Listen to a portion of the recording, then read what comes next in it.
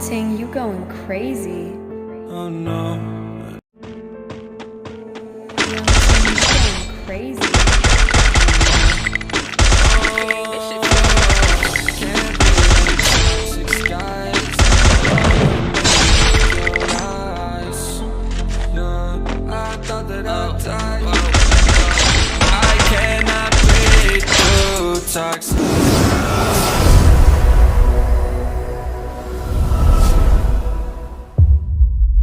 So welcome back guys. आज की video में हम बात करने वाले हैं सिटअप टेक्निक या फिर ऑटो हेडशॉट टेक्निक बोल सकते हैं कि कैसे हम इसको परफॉर्म कर सकते हैं, क्या चीज़ें होती है जिससे हम ये कर पाते हैं। मतलब ये देखो, अपडेट के पहले ये बंद हो गया था ये चीज़ होना, मगर अभी भी ये आपने देखा होगा कुछ प्लेयर्स यूज़ करते हैं ये वाली टेक्निक को।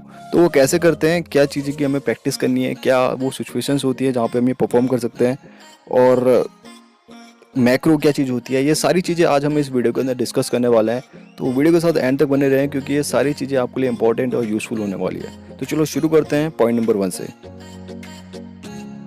तो दोस्तों पॉइंट नंबर 1 है कि हम कैसे इसको पहले क्या कीज़ क्या सीरीज में हमें दबानी पड़ती है वो पहले जान लेते हैं। पुरानी प्लेयर्स को तो पता होगा, तो जिनको नहीं पता उनको बता देते हैं। सबसे पहले आपको क्रॉच बटन दबाना है, उसके बाद आपको स्कोप इन करना है, उसके बाद फिर से आपको क्रॉच वाला बटन दबाना है, और फिर लास्ट में आप फायर वाला बटन दबाएंगे तो हमारा गाइस ऑटो हेडशॉट लग जाता है। ये की सीरीज है, इस सीरीज में आप जब दबाते हैं तो आपका ऑटो हेडशॉट परफॉर्म होता है। यहाँ पे आप देख सकते हैं स्लो मोशन में, पहले मैं क्राउच हुआ, फिर स्कोप इन करा, तुरंत खड़ा हुआ, फायर करा तो एनिमी को सीधे हेडशॉट लग गया। ठीक है, अब बात करते हैं पॉइंट नंबर 2 की।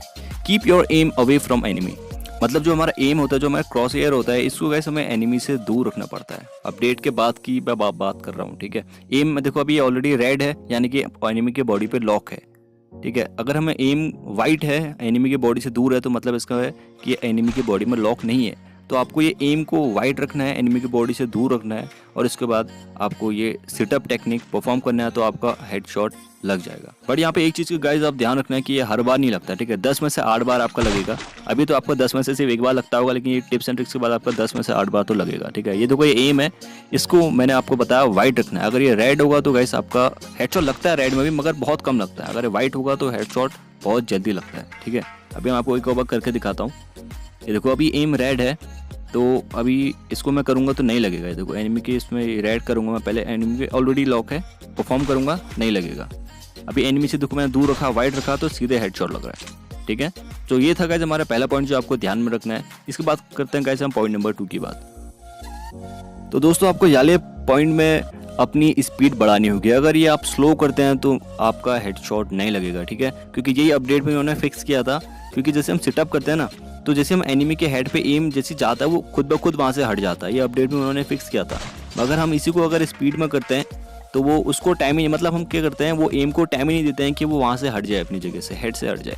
हम उसको हटने से पहले ही वो जैसी एम पे उसके हेड पे जैसे सेट होता है, हम फायर वाला बटन प्रेस कर देते हैं और एनिमी को हेडशॉट लग जाता है। ठीक है, यहाँ पे देखो अगर इसको मैं स्लो करता हूँ तो नहीं लगता है। अगर मैं एकदम इसको स्पीड में करूँगा तो ये तुरंत हेडशॉट लगेगा।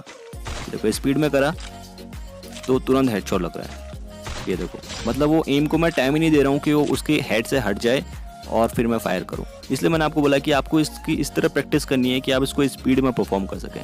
ठीक है, फिर से देखो स्पीड में करूँगा तो एनिमी को, मतलब एनिमी को टाइम ही नहीं मिलेगा, ना ही एम को, तो सीधे हेडशॉट लग जा रहा है। स्लो करूँगा तो नहीं होगा। ठीक है, तो अब बात करते हैं जब मैं अपनी अगले पॉइंट की। तो यहाँ पे दोस्तों आपको जो आपका एनिमी है उसको एक जगह पे खड़ा होना बहुत जरूरी है। यानी कि अगर वो मूवमेंट करेगा तो आपका हेडशॉट नहीं लगेगा, लेकिन अगर वो एक जगह पे स्टिल है तो उसको हेडशॉट लगेगा। ये वाले क्लिप में अभी आप समझ जाएंगे। पहले आप देख लो कि यहाँ पे हेडशॉट कितने को लग रहा है और कितने को नहीं लग रहा है। ठीक है, अभी आपने क्लिप देखी कि इसमें 2 लोगों को हेडशॉट लगा, और वो क्यों लगा अभी मैं आपको बताऊंगा। ये देखो गाइस, वहाँ पे पहले देखो जो रनिंग बंदा था उसको नहीं लगा, एक बंदा वहाँ पे स्टिल है, देखो उसको हेडशॉट लग गया। ठीक है, बाकी बंदे देखो दौड़ है, उनको नहीं लग रहा है। और फिर जो ये बंदा खड़े होकर मुझे मार रहा था उसको लास्ट में हेडशॉट लग गया।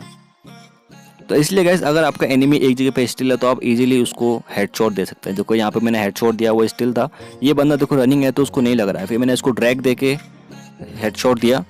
इसके बाद यहाँ पे एक और नीचे बंदा आया था गाइस, देखो पहले वाले ट्राई में मेरा हेडशॉट नहीं लगा, फिर मैंने दोबारा ट्राई किया तो उसको हेडशॉट लग गया। ठीक है, तो आपका एनिमी अगर एक जगह पे स्टिल रहता है तो आप इजीली वहाँ पे इसको हेडशॉट दे सकते हैं। ठीक है, अब बस आपको स्पीड में परफॉर्म करना है, आपका हेडशॉट लग जाएगा। वैसे आपको कुछ करने की ज़रूरत नहीं है, क्योंकि देखो आजकल सब लोग ड्रैग मारते हैं, तो ड्रैग मारने के लिए मोस्टली सब लोग एक जगह पे खड़े होकर ड्रैग मारते हैं, तो आप उसको इजीली सेटअप टेक्निक से उसको हेडशॉट दे सकते हैं। अब दोस्तों यहाँ पे हम बात करेंगे अगले पॉइंट की, जो कि बहुत इंपॉर्टेंट है इस टेक्निक के लिए। आपको वाली गन्स यूज़ करनी है जिसका रेट ऑफ फायर ज़्यादा रहता है, ठीक है। जैसे कि क्यूपिड स्कार है, या फिर ये वाली एक्समेट है, एक इवेंट आया था फ्री में, सबको मिली थी डबल रेट ऑफ फायर।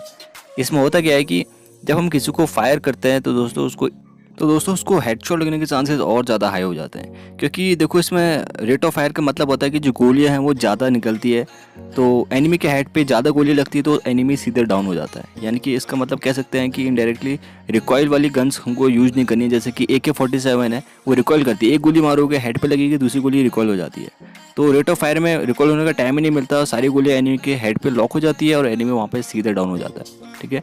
इसलिए आपको रेट ऑफ फायर वाली गन्स को यूज़ करना है और आपके हेडशॉट लगने के चांसेस और ज़्यादा बढ़ जाएंगे और हाई हो जाएंगे। अब लास्ट में गाइस अब एक चीज़ रह जाती है, वो है गाइस मैक्रो। कि मैक्रो क्या चीज़ है, आपने आजकल सुना होगा मैक्रो बहुत हो रहा है। तो गाइस मैक्रो एक सरल भाषा में आपको बताऊं तो देखो, जैसे फ़ोन पे लोग ट्रिगर यूज़ करते हैं क्लॉ टेक्निक की जगह, या फिर बोल सकते हैं जो लोग DPI अपनी फ़ोन की बढ़ाते हैं ताकि उनको और ज़्यादा हेडशॉट लगे। देखो हम जब इस फ़ोन की DPI बढ़ाते हैं तो सेंसिटिविटी हाई हो जाती है और हमारे हेडशॉट यानी कि ड्रैग शॉट्स और अच्छे से लगते हैं। तो वैसे ही इमुलेटर्स जो PC प्लेयर्स होते हैं, इमुलेटर में एक ऑप्शन आता है ब्लू स्टैक में मैक्रो करके। तो मैक्रो क्या करते हैं, जो मल्टीपल कीज़ के एक्शन होते हैं वो एक सिंगल की से हो जाता है।